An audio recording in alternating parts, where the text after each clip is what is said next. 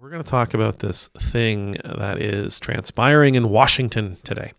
So the current administration has asked the Attorney General, Pam Bondi, to create a task force to eradicate, let me just make sure I say this right, to eradicate any anti-Christian bias within the federal government.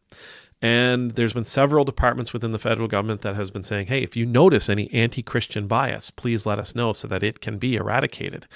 I couldn't think of the word eradicated yesterday. I could not think of the word eradicated yesterday. And so I just kept thinking anti-Christian bias. She is creating a task force that is anti-Christian bias. And it struck me that it was a double negative, an anti-Christian bias, which means it's actually a task force to create Christian bias. But anyway, they use the word eradicate, that they want to eradicate any anti-Christian bias. As part of freedom of speech, as part of freedom of religion, Donald Trump has, the President Trump and his administration have launched a task force to look into, again, what they said was, and in particular, it was Biden. So they thought President Biden's administration had a lot of anti-Christian bias. And they so this week they had their first meeting, and it was like a rogues gallery of secretaries of the cabinet. All kinds of different folks were there, and they had all kinds of things to say about anti-Christian bias and the need to be rid of anti-Christian bias. And they brought in victims of the past few years, victims of anti-Christian bias, to say their piece and to offer their stories. Now, as I read the stories and listened to the people talk, what struck me was the idea that while a government may try to rid themselves of anti-Christian bias or anti-religion bias, right? To make sure that it's a level playing field, that all people of all religions are able to worship, and people of all religions are able to pray, and people of all religions are able to live according to their faith. That once you get into that place, well, especially in terms of the anti-Christian bias, at some point, somebody in the government is going to have to make a decision about what is and is not Christian. I mean, I don't know. Let's say a pro-life protester is sitting in front of this committee, in front of this task force and this group, and they're talking about how they have been persecuted because they are against abortion.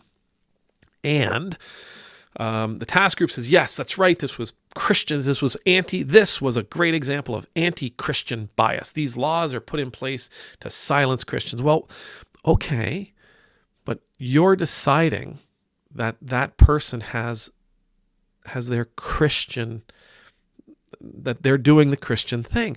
What if there are Christians in the world who are pro-choice? What if those Christians are pro-choice? Will you protect them as well?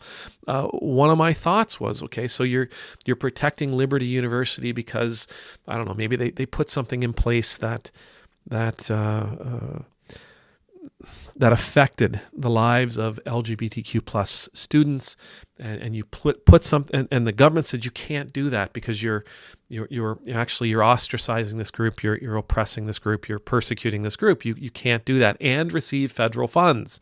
Do whatever you like if you're not receiving federal funds, but since you're receiving federal funds, you got to play by our rules. So Liberty University says, no, persecuting us because we're Christian. Not persecuting them because they're Christian, persecuting them because of their policy. That's different, but let's say it's not. What about a school that has courses on LGBTQ plus theology, that teaches LGBTQ plus theology?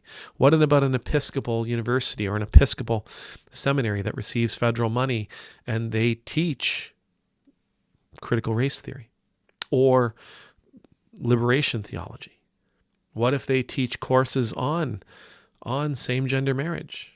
What if they teach courses on on the spiritual needs and spiritual care for trans people. You'll protect them too, right? We have right now, the current administration's very seems hell-bent on doing something about diversity, equity, inclusion, and accessibility.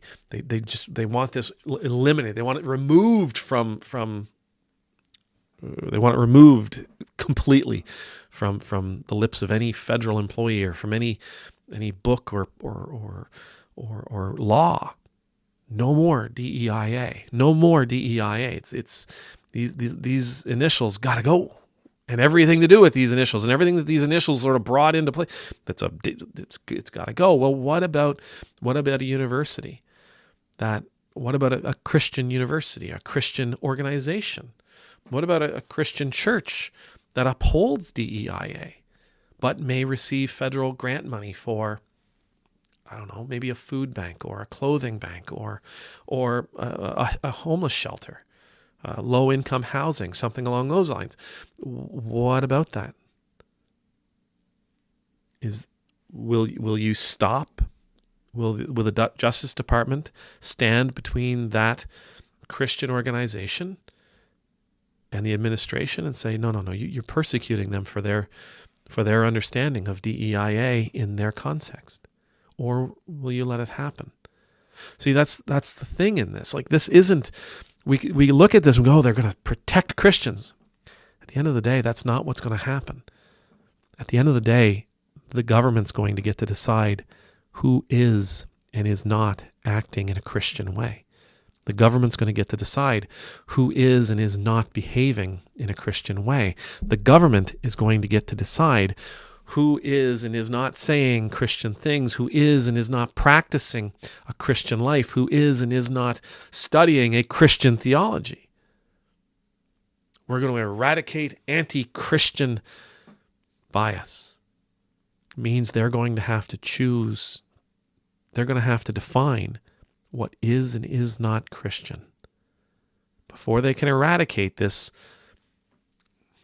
perceived persecution, this perceived bias within the federal government. They're going to have to define Christian. And when they do, it won't be, well, I'll tell you what it will be. It will be one or two people's very specific understanding of the call of Jesus Christ. And every church that looks a little bit different, and most of us all look a little bit different, every church will be left out.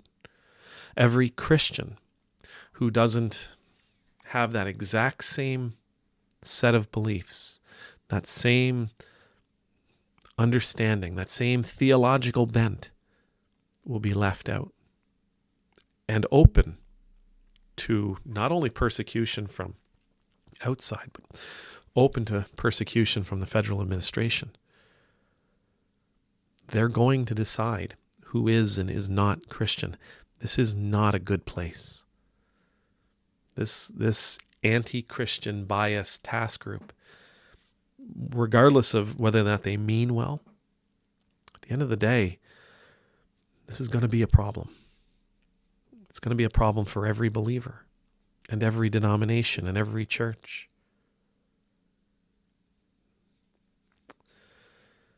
Amen.